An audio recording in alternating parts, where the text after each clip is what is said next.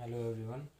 पिछली वीडियो में हमने बात की थी शॉर्टेज जॉब फर्स्ट जो एल्गोरिथम था, शेड्यूलिंग एल्गोरिथम, वो नॉन प्रीएम्पशन के साथ कैसे वर्क करता है। न्यूमेरिकल बेस्ड क्वेश्चन हमने किया था। अब हम बात करेंगे shortage job first algorithm, scheduling algorithm को विद प्रीएम्पशन, प्रीएम्पशन के साथ कैसे वर्क करेगा। उसका कंप्लीशन टाइम कैलकुलेट करेंगे, टर्न अराउंड टाइम कैलकुलेट करेंगे और वेटिंग टाइम कैलकुलेट करेंगे। प्रोसेस चार्ट या गैंट चार्ट के हेल्प से हम डिज़ाइन करेंगे कैसे वर्किंग होते हैं। देखो ये एक्चुअल में हम क्या डिज़ाइन कर रहे हैं, ये प्रोसेसर पे कैसे प्रोसेसेस वर्किंग करती हैं, कैसे वन बाय वन अलॉट होती हैं प्रोसेसर को, और कैसे वेटिंग जो है एग्जीक्यूशन होता है उनका। ठीक है, देखते हैं एक बार। देखो P1 का जो है हमारा अराइवल होता है, ये हमारी प्रोसेसेस हैं, ये हमारे अराइवल टाइम है, कौन सी प्रोसेस किस टाइम पे आ रही है। और ये बस टाइम है। बस टाइम मतलब CPU जो टाइम है वो हमारा यहाँ पे बस टाइम की हेल्प से हम डिनोट करते हैं। ये कंप्लीशन टाइम डिनोट कैलकुलेट करेंगे, टर्न अराउंड टाइम हम कैलकुलेट करेंगे और वेटिंग टाइम कैलकुलेट करेंगे। ये एक क्वेश्चन है जो वेटिंग टाइम, मैंने पिछली वीडियो में भी बताया था आपको, ये जरूर मोस्ट कॉमन क्वेश्चन है, मोस्ट इम्पोर्टेंट क्वेश्चन है जो हर एक एग्जाम में पूछ लिया जाता है किसी न किसी तरीके से, कि वेटिंग टाइम जो है वो हमारा सबसे कम किस एल्गोरिथम में कैलकुलेट होता है। वेटिंग टाइम जो सबसे कम हमारा आता है वो है शॉर्टेज जॉब फर्स्ट एल्गोरिथम में। अब देखते हैं कंप्लीशन टाइम और कैलकुलेशन टर्न अराउंड टाइम हम कैलकुलेट करेंगे कैसे। देखो ये हमारा प्रोसेस चार्ट है, शॉर्टेज जॉब की बात हो रही है। सबसे कम जो है हमारा बस टाइम है, किस कौन सी प्रोसेस का है, P2 का प्रोसेस का है। और उसके बाद हमारा P4 का है, उसके बाद हमारा P1 का है, और हमारा P3 का। एक चीज़ ध्यान रखना, अराइवल अगर दे रखा है तो हमें वो जो प्रोसेस जिस टाइम अराइव हो रही है उसको चलाना पड़ेगा। अगर और कोई प्रोसेस नहीं है तो, जैसे P1 जो है हमारी अराइव हो रही है कितने पे, जीरो पे। जीरो पे अगर कोई प्रोसेस अराइव हो रही है, सिंगल प्रोसेस, तो हमें क्या करना पड़ेगा, उसको चलाना पड़ेगा जब तक कोई और प्रोसेस नहीं आएगी। कितने यूनिट हमें चलाना पड़ेगा वो डिपेंड करता है कि कितने कब तक कितने यूनिट टाइम तक वो और कोई प्रोसेस नहीं आ रही है। देखो 0 1 2 3, जीरो के बाद 1 है तो इट मीन्स के एक यूनिट के बाद नेक्स्ट प्रोसेस आ रही है, तो हमें एक यूनिट तो इसको चलाना ही पड़ेगा। किसको, P1 को हमने चलाया एक यूनिट। क्यों चलाया, क्योंकि हम इसमें जो है बस टाइम कल देख रहे हैं, जिसका सबसे कम बस टाइम होगा वो सबसे पहले एग्जीक्यूट होगी।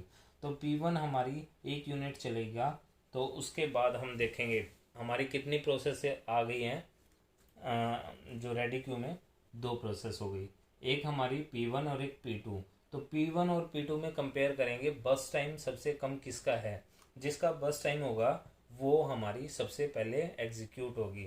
इट मीन्स यही तो कहता है शॉर्टेज ऑफ फर्स्ट जो है हमारा एल्गोरिथम, कि जो सबसे पहले एग्जीक्यूट, जिसका सबसे कम बर्स्ट टाइम होगा वो प्रोसेस सबसे पहले एग्जीक्यूट होगी। अब सबसे कम एग्जीक्यूशन टाइम किसका है, P2 का। कंपेयर करेंगे किससे, P1 से कंपेयर कर रहे हैं तो P2 का बस टाइम हमारा कम है, तो हम किसको एग्जीक्यूट करवाएंगे, P2 को एग्जीक्यूट करवाएंगे।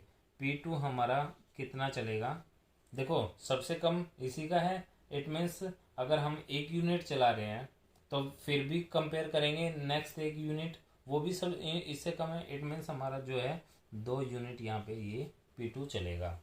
ठीक है, उसके बाद हमारी कितनी प्रोसेस आ गई, देखो यूनिट टाइम कितना हमारा चल रहा है, 0 से 3 तक हमारा कंप्लीट हो गया। 0 से 3 यूनिट टाइम तक हमारी कितनी, चारों की चारों प्रोसेस आ गई, जिसमें कि हमने किसको कंप्लीट कर लिया, P2 को कंप्लीट कर लिया। अब बाकी कितनी बच गई हैं, हमारी 3 प्रोसेसेस बच गई हैं। 3 प्रोसेसेस में से एक प्रोसेस एक यूनिट हमारे हमने पहले ही P1 को चला दिया था। तो अब कंपेयर करेंगे किसका, ये हमारी कंप्लीट हो चुकी है। ठीक है, इसको हमने कंप्लीट कर दिया है। अब हमारी बाकी 3 प्रोसेसेस में कंपेयर करेंगे कि कौन सी पहले चलेगी। ठीक है, जिसका कम बर्स्ट टाइम होगा वही प्रोसेस हमारी पहले चलेगी।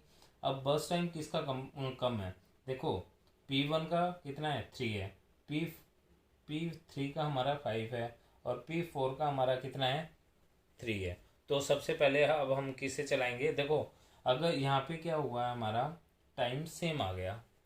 अब टाइम सेम आ गया तो हमें हमने लास्ट वीडियो में क्या किया था कि अगर टाइम सेम है तो पहले कौन से चलाएंगे, फर्स्ट कम फर्स्ट सर्व वाले मेथड से ही चलाएंगे। जो पहले प्रोसेस आई है उसी को एग्जीक्यूट करवाएंगे। P1 को एग्जीक्यूट करवाएंगे, कितने यूनिट ऑफ टाइम चलेगी, 3, 3 + 3 6 यूनिट टाइम हमारा चल गया। अब हमारी P1 भी कंप्लीट हो गई और हमारी P2 भी कंप्लीट हो गई। बच गई हमारी कौन सी, हमारी 2 प्रोसेसेस बच गई, जिसमें बस टाइम सबसे कम होगा वो पहले एग्जीक्यूट होगी। P4 हमारी एग्जीक्यूट होगी।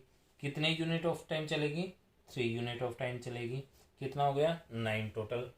अब बची लास्ट में कौन सी, हमारी P3। तो P3 को हमें कितने यूनिट टाइम चलाना है, हमें चलाना है इसको 5 यूनिट टाइम। इट मीन्स हमारा 14 यूनिट टाइम टोटल कंप्लीट हो जाएगा।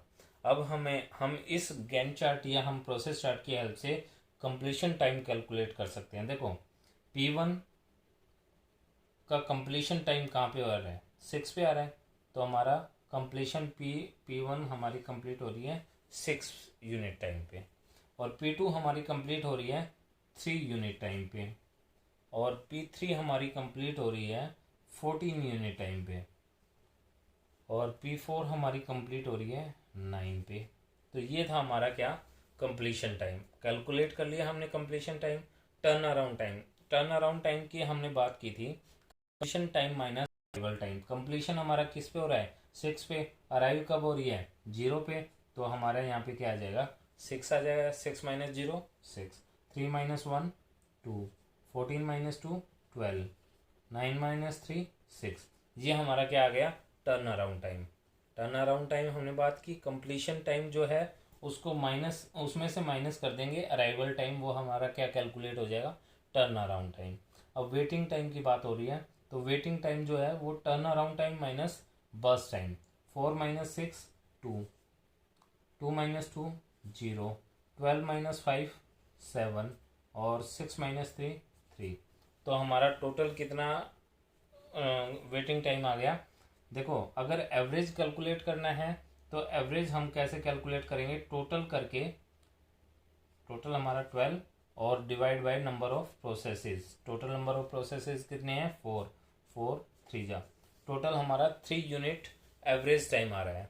ठीक है, अगर कंपेयर करें, देखो सबसे कम है अगर विद प्रीएम्पशन, विद प्रीएम्पशन हमारा 3 यूनिट टाइम आ रहा है, और विदाउट प्रीएम्पशन, नॉन प्रीएम्पशन की बात कर रहे थे 3.5 आ रहा था। तो सबसे कम हमारा किस में आ रहा है, with preemption. Shortage job first जो एल्गोरिथम का यूज करेंगे विद प्रीएम्पशन के साथ, प्रीएम्पशन के साथ अगर यूज करें तो हमारा सबसे कम एवरेज टाइम कैलकुलेट हो रहा है। अगर किसी भी सीपीयू शेड्यूलिंग की बात करें, किसी भी सीपीयू शेड्यूलिंग एल्गोरिथम की बात करें, तो सबसे कम जो वेटिंग टाइम निकल के आएगा वो हमारा इसी एल्गोरिथम में निकल के आएगा। ये मोस्ट इंपॉर्टेंट क्वेश्चन बनता है हमारा एग्जाम पॉइंट ऑफ व्यू से, तो इसको जरूर ध्यान में रखना। ठीक है, मैंने आपको कंप्लीशन टाइम निकालना बता दिया, टर्न अराउंड टाइम और वेटिंग टाइम निकालना बता दिया।